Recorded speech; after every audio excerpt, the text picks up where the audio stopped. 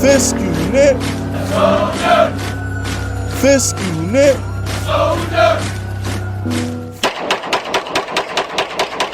What's good, y'all? Fist Vegas, the hardest voice of sports. Go ahead, hit that like button and subscribe to the Fist unit while you at it.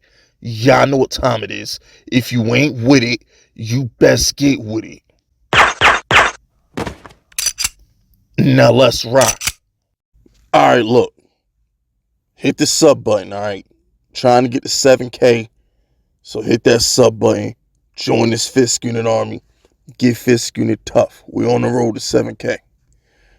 But I'm angry. I am. Like I'm still mourning that loss. That's a loss. I mean, look, I know it's a tie, but that felt like a loss.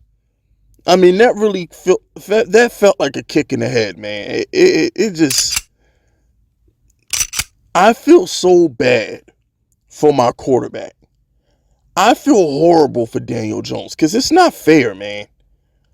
It's not fair. And I'm starting to feel bad for Saquon too, because now all the Saquon truthers are starting to turn on him. Oh, Saquon hasn't been good in 3 weeks. Saquon is falling off. Maybe it's like what uneducated football people need to understand is this isn't Madden. Okay, real life football is not Madden. What Fist Vegas means by that is when you put your Madden in, those are guys you can sit and bunch all game long. You can run your verticals out of snugs and whatever. You can run them post routes all game long. If you got you a cheesy run playing in Madden, you can run it all game long. There's no adjusting in Madden. You just got to hope for flukes. That's just how Madden is. But in the NFL, guess what? The defensive coordinator on the other team gets paid too. How many more variations to the Daniel Jones, Saquon Barkley rushing attack can you make? Earlier in the year, it was the bootlegs. Daniel Jones, Saquon Barkley, they running the bootlegs and all that stuff. Now what you saw last night, then in the middle of the season, now it's Daniel Jones and RPO. Now Daniel Jones is running the RPOs a lot, right? And then what you saw last night, or yesterday, you saw a lot of draws, a lot of delayed handoffs, a lot of Daniel Jones runs, look like a Lamar Jackson type of offense. There's only but so many variations to the run you can have before teams are just like, no. I don't care what you run. You can run a counter. You can run a toss. Oh, and God forbid I see Saquon get hit in the backfield on another toss again. I want to jump through the screen and throw my Chinese food at Kafka if he calls another toss. Every time the Giants call a toss play, Saquon get hit in the backfield. But there's only so much you can do with Daniel Jones juking people for first down. Saquon Barkley happen to truck people in the flat. It's like, without a wide receiver, you can only do but so much. I watched Taylor Heineke get bailed out all game long by Dotson, who's pretty good. That's why he was a first-round receiver. Curtis Samuel. That's why they paid him that money in free agency. Oh, and by the way, Terry McLaurin, top 10 receiver in the NFL. Terry McLaurin made Taylor Heineke look good. If you put Taylor Heineke on the Giants, he's getting benched. Let's call it what it is, Giants fans. At some point, I feel bad for Daniel Jones because he doesn't have a Terry McLaurin who he could just throw the ball to. He doesn't have a freaking Curtis Samuel who's going to bail him out on fourth down, running across the field and getting separation. He doesn't have that. And the sad part is his only receiver in Darius Slayton is second in the league in drops. Second in the league in drops right now. And everybody says, well, look at Brian Robinson, right? So people are like, look how good Brian Robinson look. You know why Brian Robinson looks good versus the Giants yesterday? Because teams are scared to death of Terry McLaurin.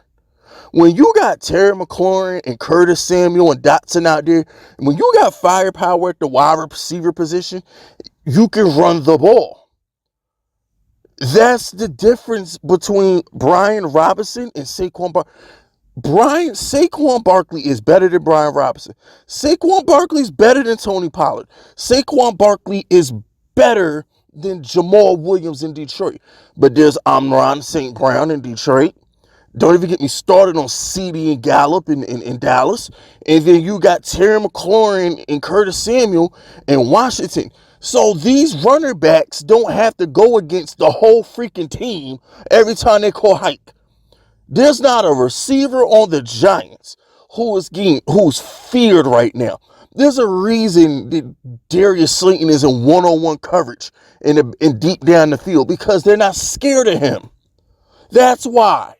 If Darius Slayton was the number one, I put it to you like this. I bet you if we get Odell Beckham later this week, he won't be one-on-one down the field like Darius Slayton was yesterday. I bet you my bottom dollar on that. They won't do that. So is this Daniel Jones has been failed by these receivers. It's Darius Slayton multiple times, Kenny Golladay and David Sills versus the Cowboys, Evan Ingram. It just, the list goes on. And now you're starting to see it happen to Saquon Barkley. Because in the beginning of the year, when there were still wrinkles to throw in the run game, Saquon was getting busy. But 12 weeks into the season, NFL teams are like, nah, you're not beating this no more, Saquon. Not sorry. Not going to happen. And this goes back to the trade deadline. I'm not going to rip Joe Schoen. I like Joe Schoen. I ripped Joe Schoen for a week. I took my pound of flesh. What's done is done. But beggars can't be choosers. Giants fans talked about Jerry Jeudy and Chase Claypool like they was trash. Like, Giants fans was on Twitter and in my comment section talking about Jerry Jeudy and Chase Claypool like we had a Pickens. Like we got a Cortland Sutton or something like that. They was talking about these receivers like we have receivers. I'm like, do y'all understand that the number twos on those teams will be ones on our team? I'm the bona fide one. Jerry Jeudy on the Giants will look like Jerry Rice compared to Darius Slayton and Hodgins, whatever. You know what I'm saying? And once again, he got cut from Buffalo. You know why? Because he's not good enough to get ahead of McKenzie and Gabe Davis and Diggs. They have talent at the wide receiver position. But, he comes to the Giants, that fool opposite Darius Slayton the whole game. What we talking about? So Giants fans at the trade deadline, yeah, man. Yeah, we those receivers aren't good. Those receivers aren't good. Do you understand what we have at the wide receiver position? How can any Giants fan go on Twitter and say Jerry Jeudy and Chase Claypool ain't good? Like we got receivers. Huh? Make it make sense. It makes no sense. And it's just like, Chase Claypool catches that ball that Darius Slayton dropped. Jerry Jeudy catches that ball that Darius Slayton dropped. Jerry Jeudy is one of the best route runners in the league. Anything that Terry McLaurin do, Jerry Jeudy can do.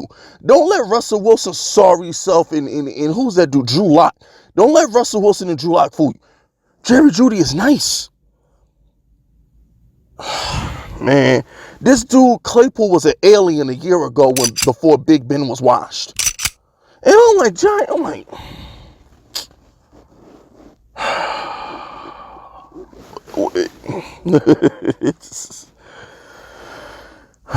man.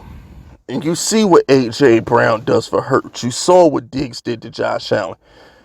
I mean, dang, man, like, when is my guy Danny gonna get his receipt? You see what Terry McLaurin does for freaking Heineke. My gosh, man, like, look at Aaron Rodgers without Devontae. Like, wide receivers matter, bro. Like, we need to get a shirt that says wide receiver lives matter. We need to get the shirt. Oh man, but anyway, I just had to get that off my chest. This is just a vent video. I'm just venting. We ain't talking about nothing. I'm just venting. But that's it. That's all, man. Subscribe to the unit if you rocking with me. My name is Fist Vegas, and I approve this message.